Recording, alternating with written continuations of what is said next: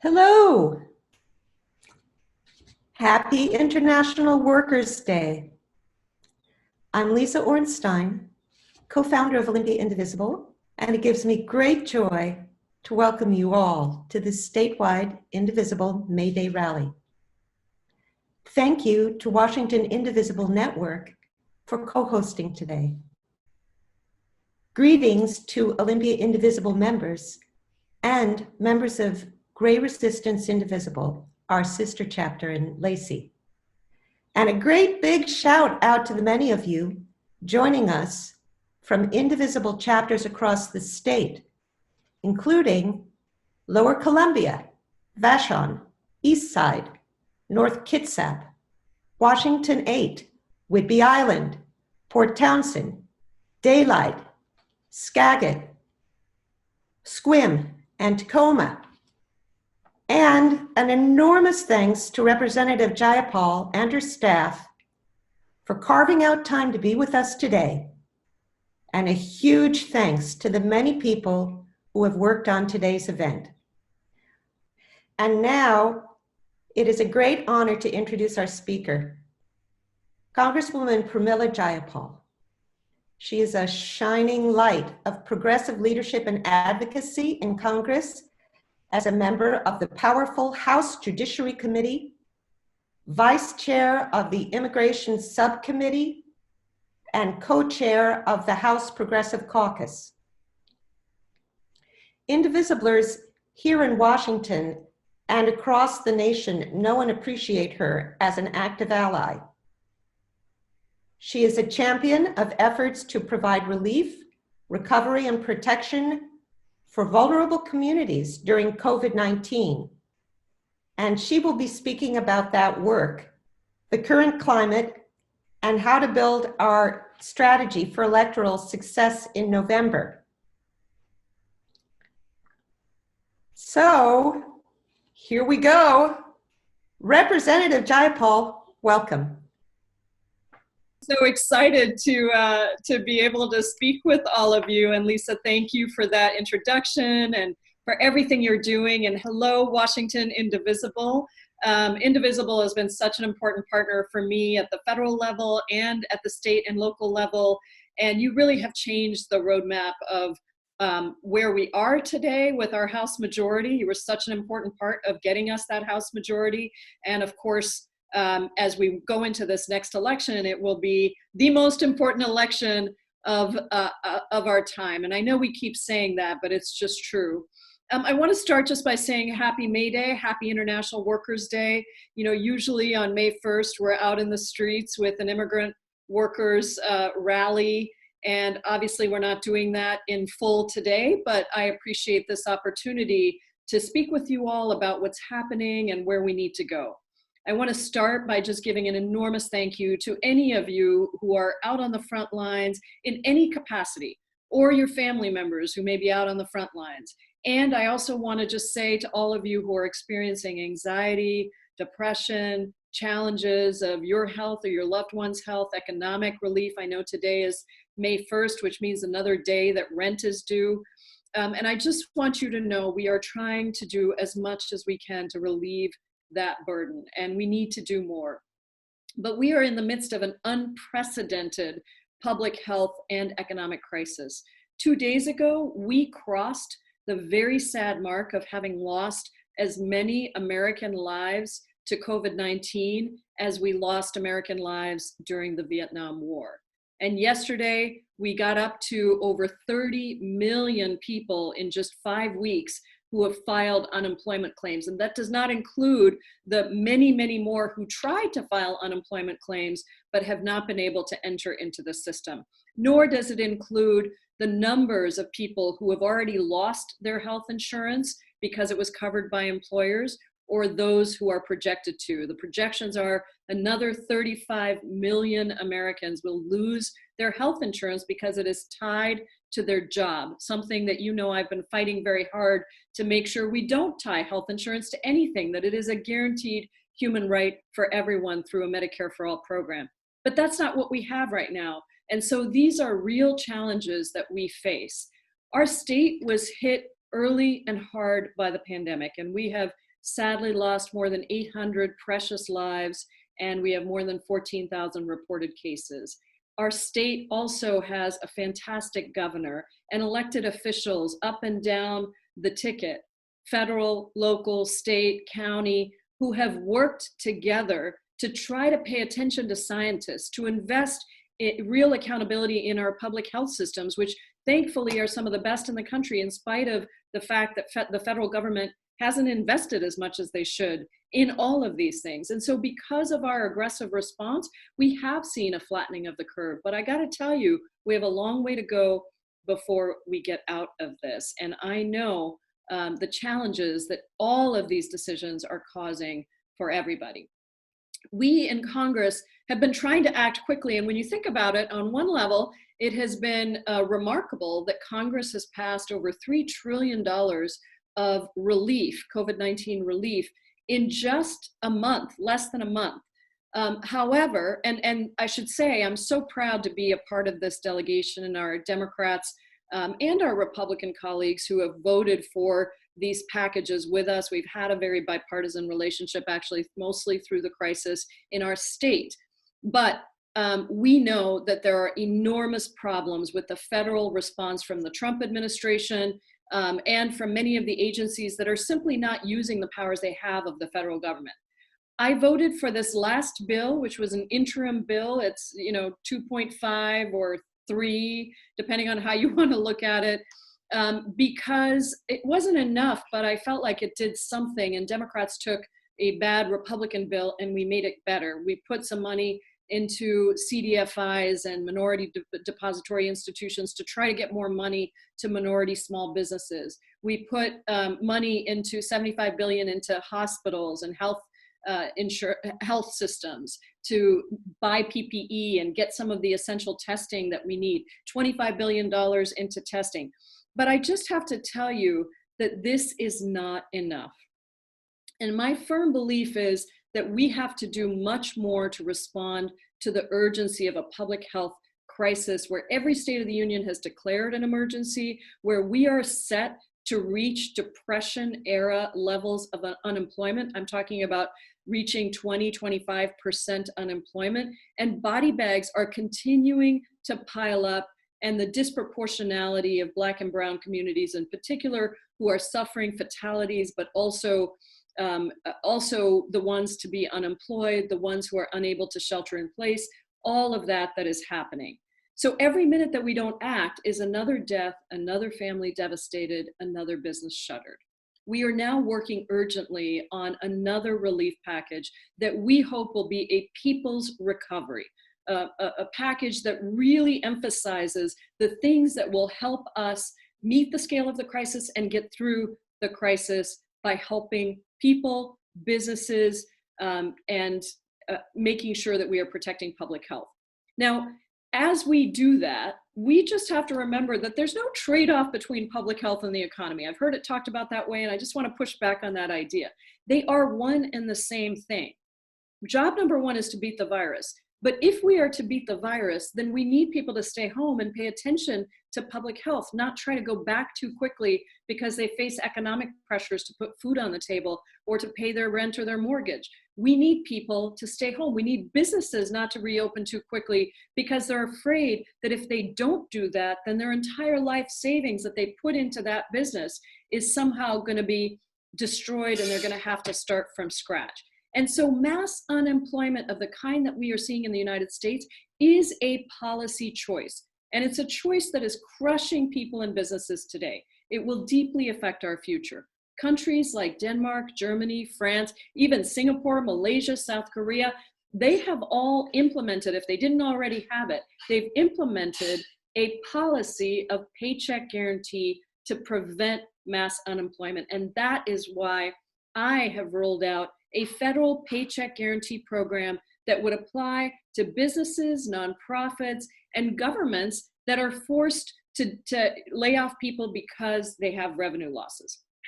Here's what it would do. It would guarantee paychecks and benefits, regardless of whether you're working, plus a maintenance cost for businesses to take care of their operations cost. And the goal would be to keep people on payroll through crisis. It would be retroactive, so it would go back to March 1st, so we can pull people back off unemployment, keep workers tied to their jobs, and it would be continuing in that it would have economic indicators, and unless we reach those indicators, the program would continue. So there would be some certainty for people. It would keep workers on payroll. It would allow businesses to be ready to quickly ramp up without having to retrain or rehire new workers. And employees could continue to have a guaranteed paycheck and their employer-sponsored healthcare benefits without having to enter the unemployment insurance system. This is the most direct, streamlined, and racially equitable way to address this issue. It targets the workers in the bottom 2 income quartiles the most, which is what we should be doing. But that is because the vast majority of people who have been laid off are folks who are in those bottom income quartiles and folks who are people of color. So I'm working very hard to get it included in the next relief bill. I will tell you, the Paycheck Protection Program, or the PPP program, had some good elements, but it cannot deliver the scale of relief that we need, and nor can it do it quickly because it's using a whole network of banks. My program goes straight from the Treasury and IRS directly to businesses, nonprofits, or governments. There's no interim step of banks who frankly haven't been the friends of too many in our community. My program would also ensure that everybody is covered and people wouldn't be fighting with each other for a limited amount of money. Now, strangely enough, the cost of this program is actually less than what we have already put into the Paycheck Guarantee Program, but in the Paycheck Protection Program, the PPP program.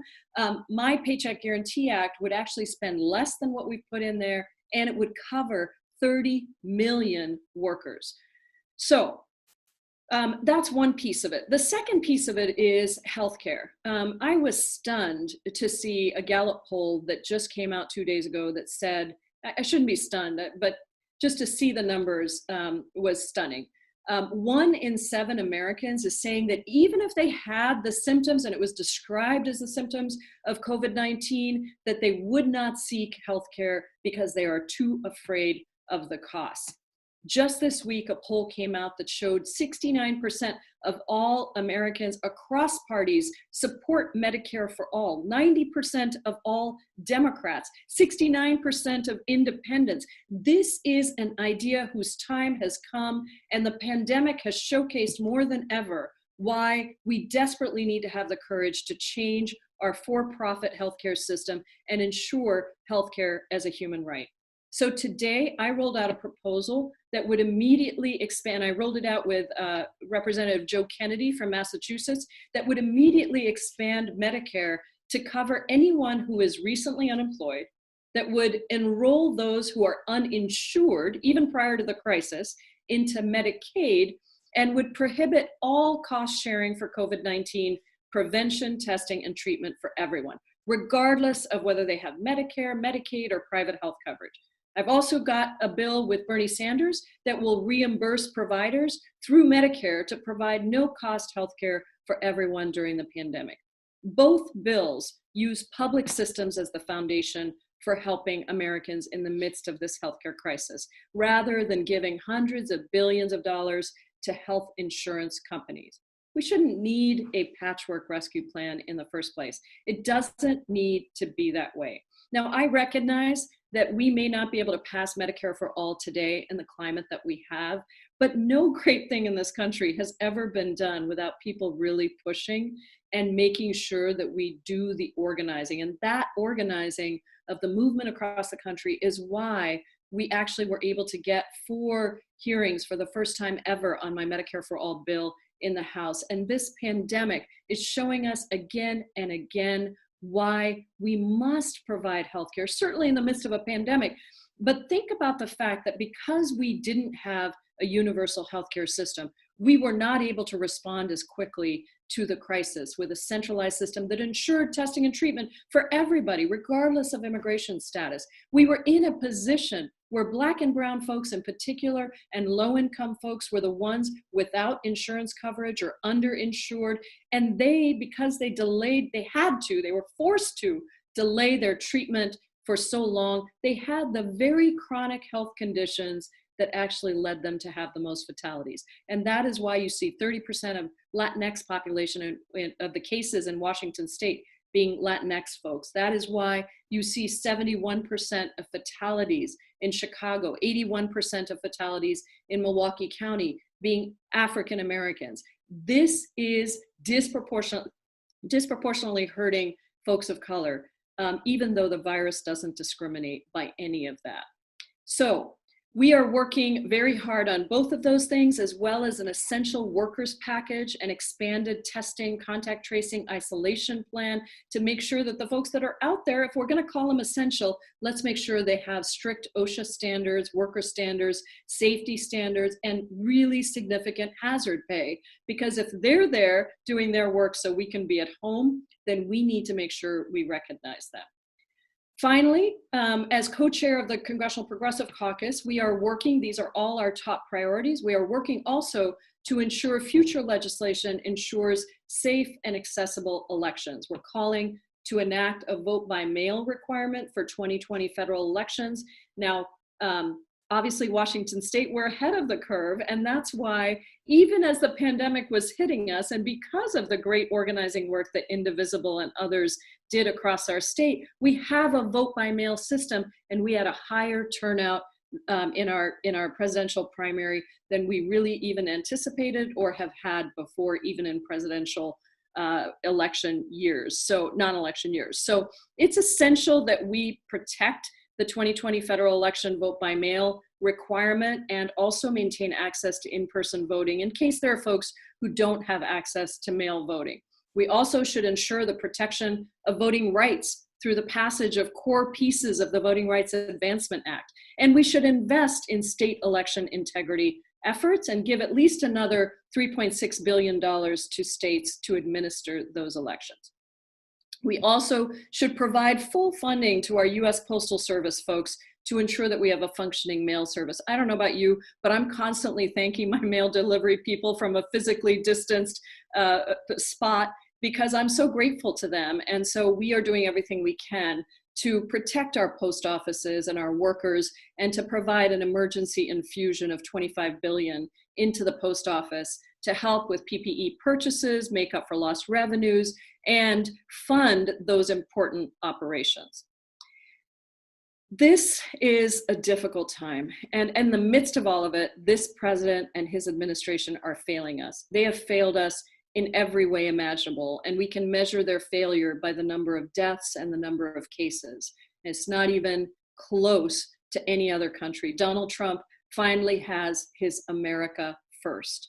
So after more than 3 years, we might feel like we're used to this president's failures, but we can't stop paying attention. We can't not organize. We can't not mobilize. We can't not work to get Donald Trump out of the White House and to elect strong progressives up and down the ballot who will help us to make the bold choices we need to make in this moment.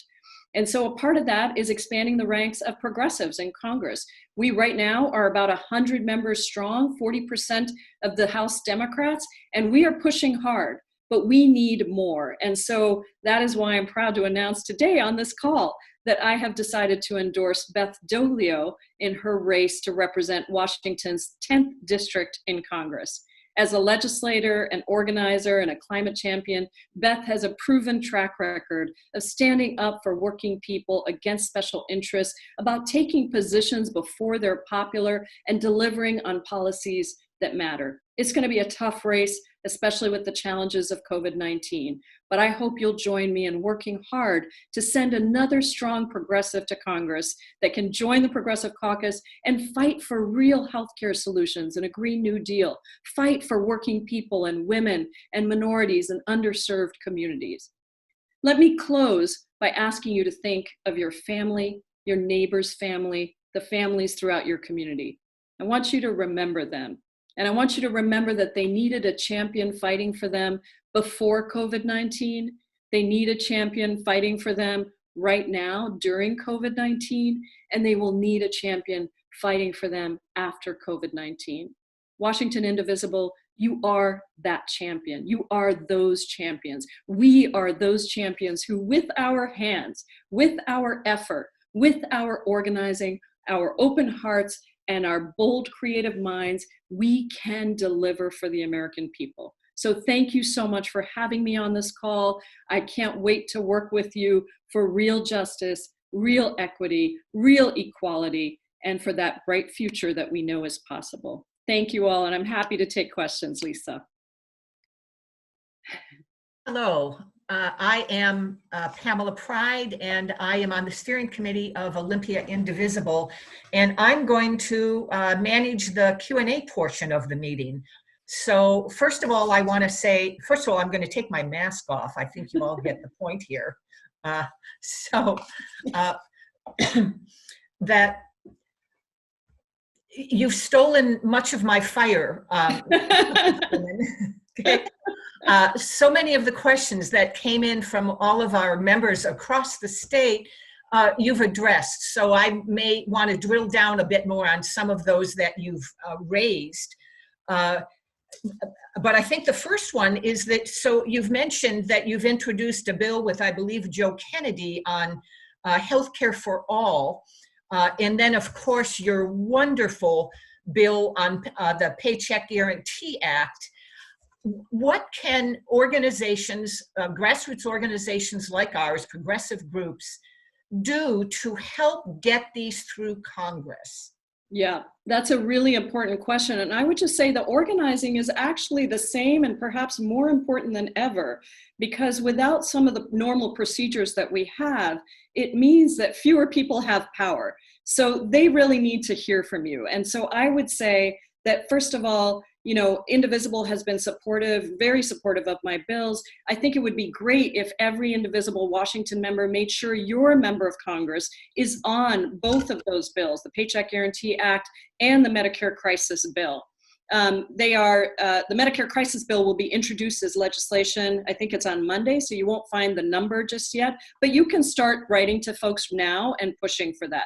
The Paycheck Guarantee Act is a proposal. It isn't legislation yet because we're still figuring out the details. But again, we have already 40 co-sponsors. Make sure your member of Congress is on there. But beyond that, talk about these ideas to your communities, you know, whether it's your church, whether it's your synagogue, your mosque, whether it's your, you know, your group of friends, and try to see if you can get more people. Maybe Indivisible Washington could do a petition around these things. Both of these bills. I think that would be very important. Let's make sure our senators support them too. By the way, there is a paycheck guarantee proposal in the Senate, very similar to mine. They used my proposal to develop theirs. And it is a really interesting combination of folks. It's Mark Warner from Virginia, conservative Democrat. It is Bernie Sanders from Vermont, Doug Jones from Alabama, and Richard Blumenthal from Connecticut. My bill has the endorsement of the former Federal Reserve Chair, Janet Yellen. So see if you can get your local papers to endorse these bills. Write op-eds, write letters. Don't let staying at home make you think that you can't still use your power and your voice.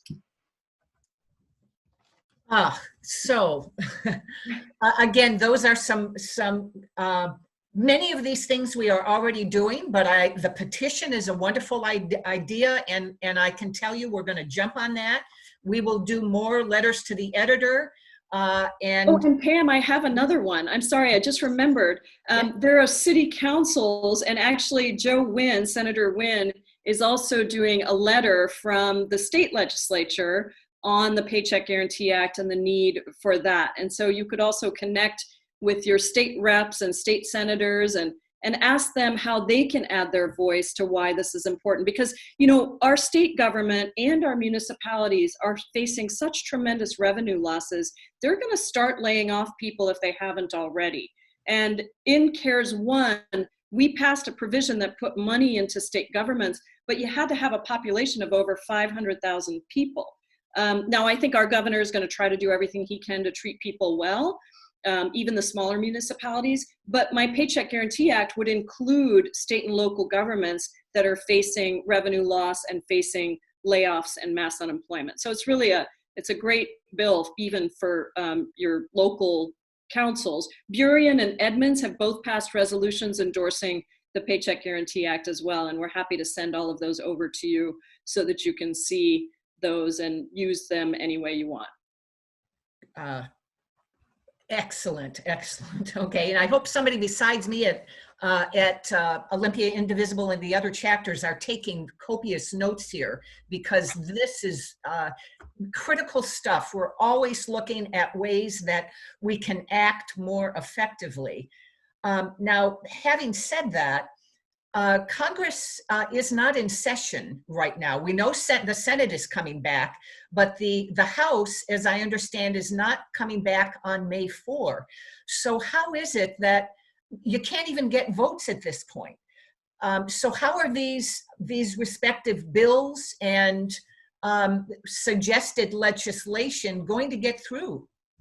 Well, we will go back for the next vote. You know, I went back last week to vote on the interim package. So it's dangerous, and we shouldn't be there unless it's really safe. But obviously we are going to go back if we have to vote on these packages. We have also called, the Progressive Caucus has called, and so have the New Dems, actually. Everybody in the caucus is calling for us to be able to operate remotely, to put in place remote voting systems, remote hearing processes, so that we can continue to conduct the work, but be safe and follow public health guidance. Today, this morning, we actually had an Ed and Labor member comment period. It was bipartisan, where we all used Microsoft Teams, and it wasn't a hearing, but we were able to make statements for the record and be able to talk about what was going on. The Congressional Progressive Caucus started a virtual hearing series. It's every Wednesday. I believe it's at 11 o'clock. We'll make sure our staff sends it out to you.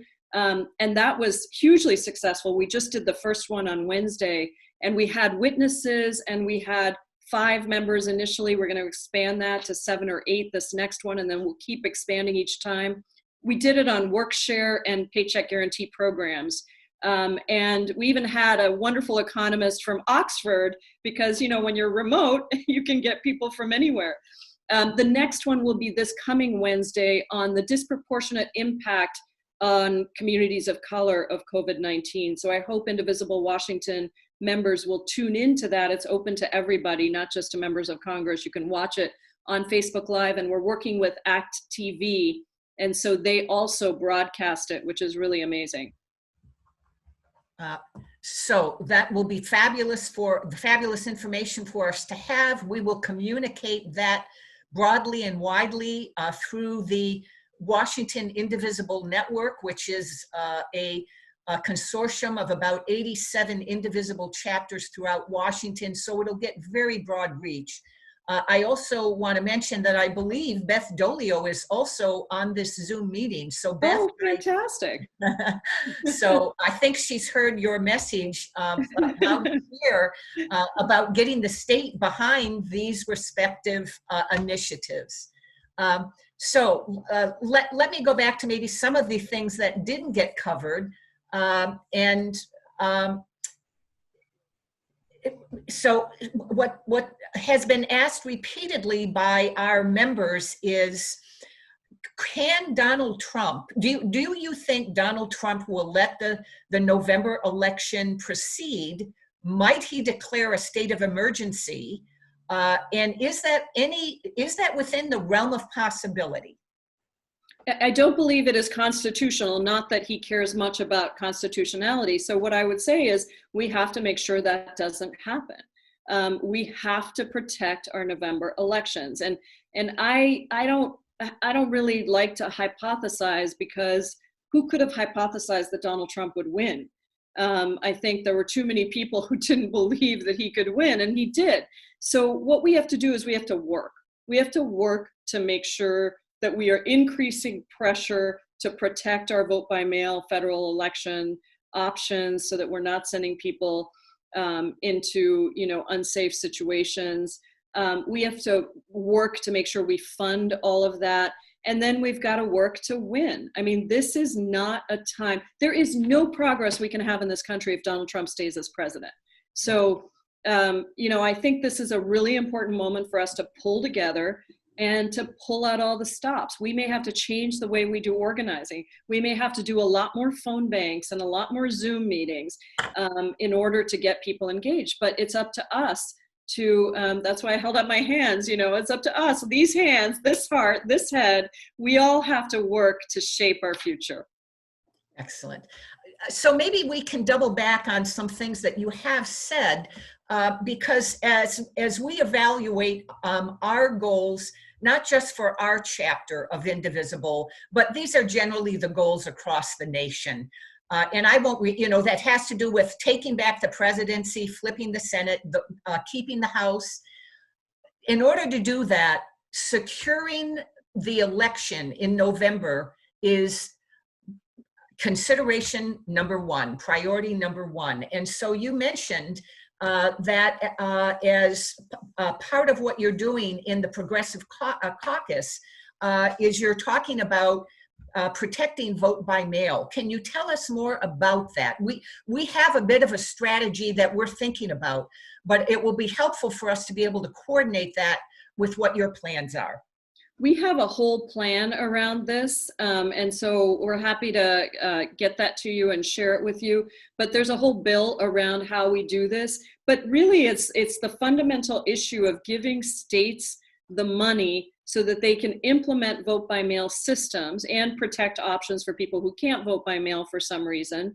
But they need to be able to have the money to make that transition, and then they need to have Congress say that we must transition to vote by mail systems, that some governor can't decide they're not going to do it because they don't really want to have a fair election. So it requires a number of pieces, and I think advocating for all of those pieces when you do your advocacy around vote by mail will be really, really important.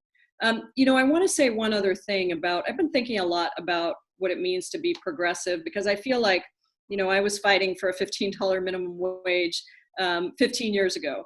Now, I was on the committee that passed the first $15 minimum wage. It's so mainstream now that within the Democratic Party anyway, that everybody believes in it. But I think what we need is to think about elected office as a leadership platform. There is more that's required than just doing what the polling says.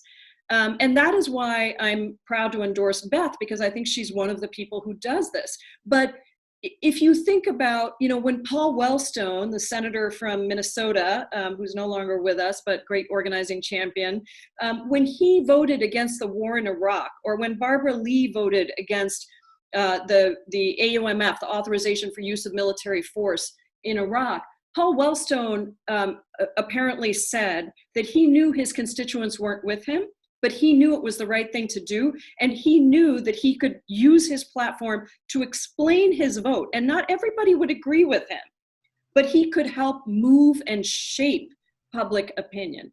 I believe our constituents look to us to help shape public opinion, not to just follow it.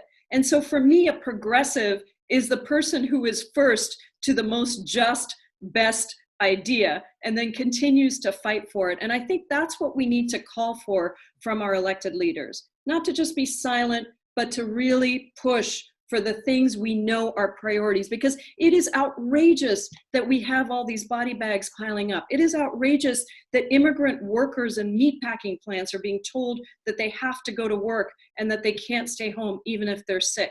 It is outrageous that undocumented immigrants are picking food that goes on our tables and in our food banks, but they're not eligible for any of the relief that we have passed.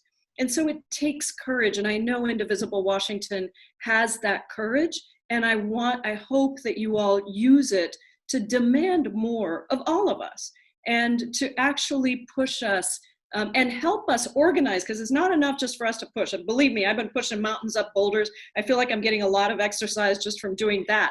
But we need people behind us, with us, in front of us, helping us to build that movement, and that's really what you're doing. Yes. So again, so helpful, because using that analogy of pushing a boulder up a mountain, we know that's the lift. That's what we've been at for 3.5 years. We can sometimes feel like Sisyphus, though. Yes. and particularly as we've seen a heightening and this relentless movement toward tyranny and autocracy. And sometimes we're not sure where the scales are tipping. And so are there any advisories you might give to us how to keep our focus on the ball and how to stay committed and totally in the game and doing the right things to take us all the way through November and beyond? Yeah. Well, you know, I'm an organizer. That's my background. That's what I've done my whole life. That's what I'm doing in Congress today, even as a member of Congress.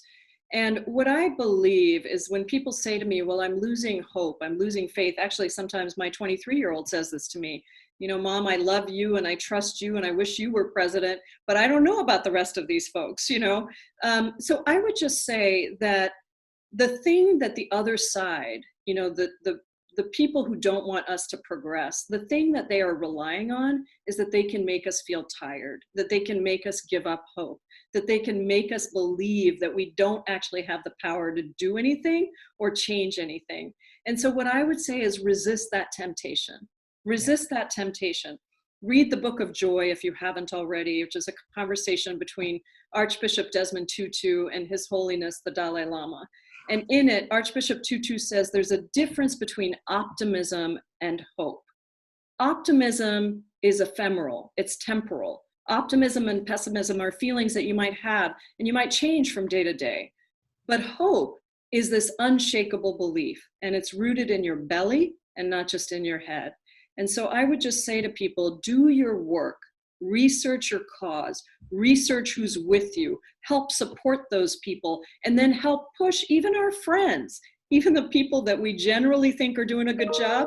If they're not with us on something, help educate them, help stand with them, give them the courage, because ultimately courage is a muscle.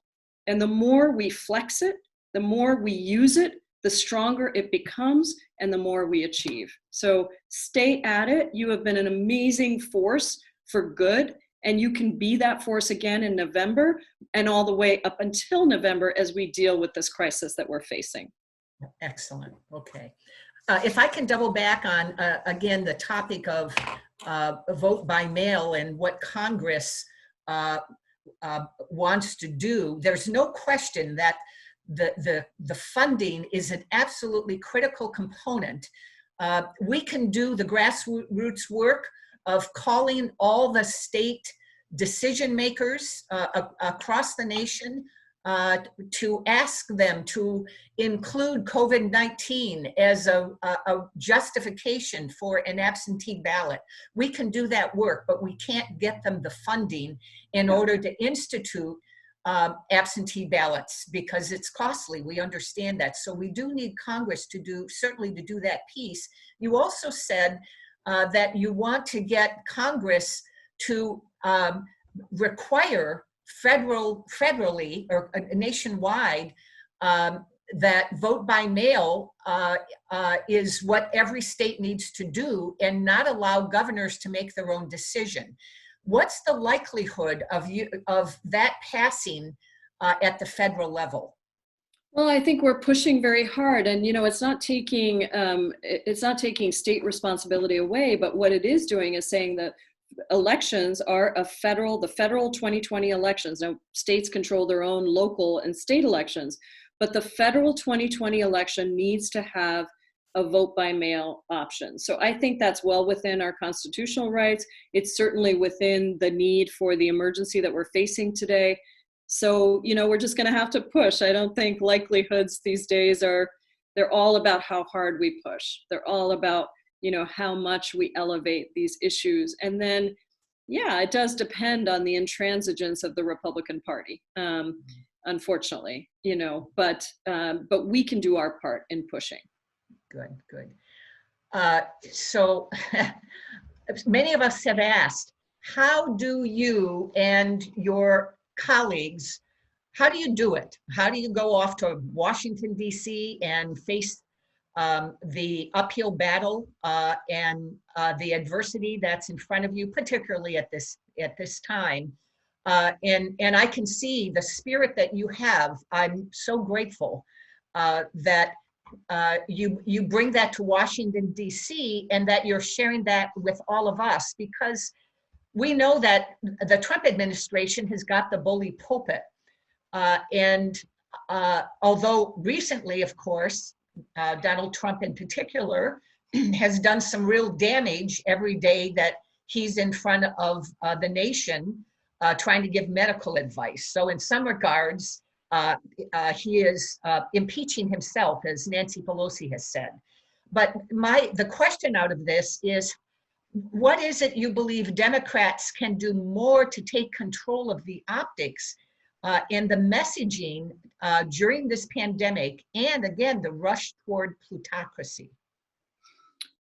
Well, I think that it's difficult when something starts in the Senate, because the Senate is Republican controlled, and Mitch McConnell has essentially given away his power to Donald Trump. So the negotiators are, Mnuchin, the Treasury Secretary, Mitch McConnell to the extent that he's there, and then Nancy Pelosi. And that's only one extremely strong leg of an otherwise extremely wobbly stool.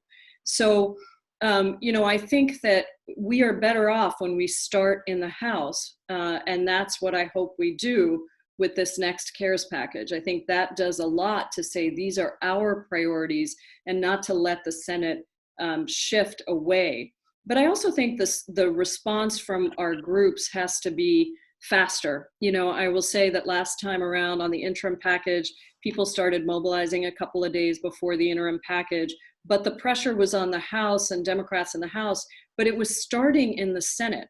So if every senator votes unanimously for the package, including our most progressive champions, it essentially takes away all leverage for the House. So I would pay attention to where and when you have to organize, and with whom. Because organizing with House Democrats to say oppose this bill at the last minute when we just got a unanimous vote from the Senate makes it incredibly difficult. It's almost impossible at that point to mobilize enough votes, because you've already had this yes vote from your Senate colleagues. So I think that kind of strategy is really important to incorporate into anybody's thinking. When do you need to be raising your voice, around what, and can you limit the number of priorities? I know there are a lot of things we need to do, but the problem is when we come with a list of 25, we may get 0. You come with a list of 3, you may actually get 2 out of 3. Maybe you even get 3 out of 3.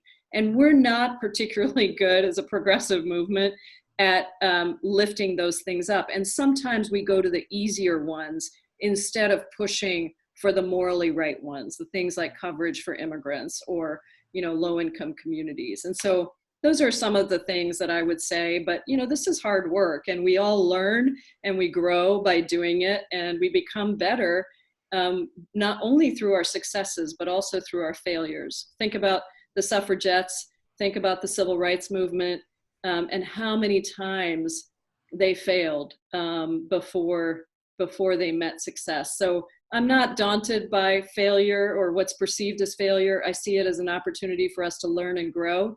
But I would just say we can't fail in November. We do have to win in November. So, and I have to go now, but you yes. all need to get to work. And as you have continued to be, and my deepest gratitude to everybody for having me here and for everything you do. Well, our deepest thanks for helping us honor workers around the world and recognizing our interconnectedness, and for helping us relieve some of the anxiety all of us are feeling about the political landscape and the way forward. You are an amazing voice. We are so glad that you are in Washington, D.C. We might even put a little bug in the ear of Biden's campaign. He said he would choose a woman for vice president. We have to change the Constitution to do that, because I was born outside of the United States. Oh, so. Okay. Thank you. We're so appreciative. Thank you so much. Thank you so much, Pamela. Thank you, Lisa. Thanks, everybody on the call. Bye-bye.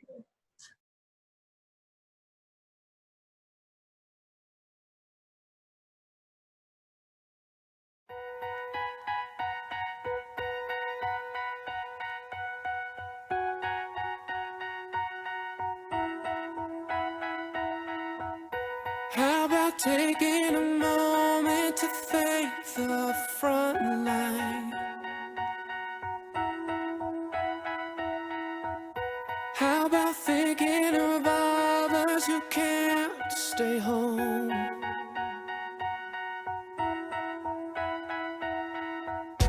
How about fighting to get these workers protection?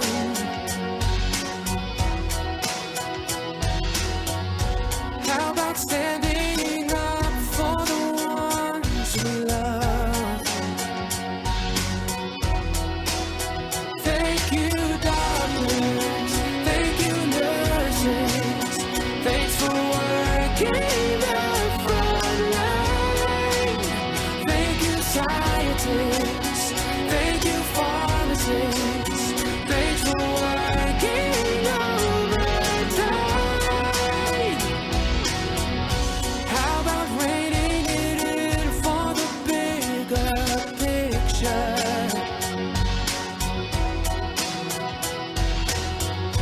How about putting another before yourself?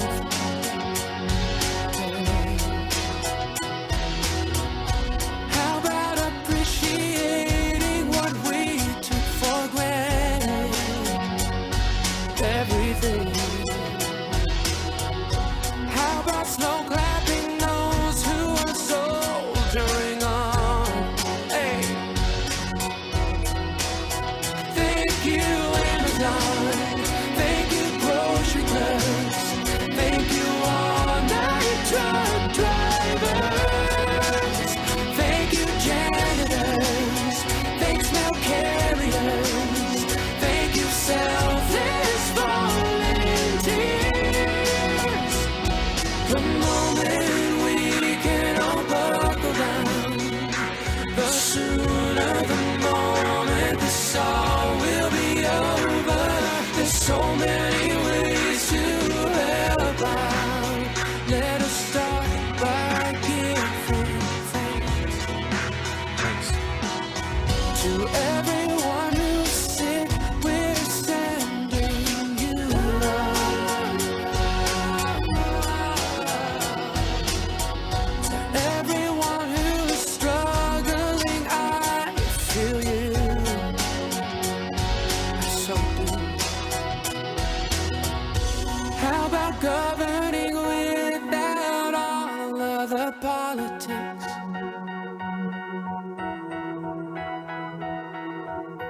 How about working together for the greater good?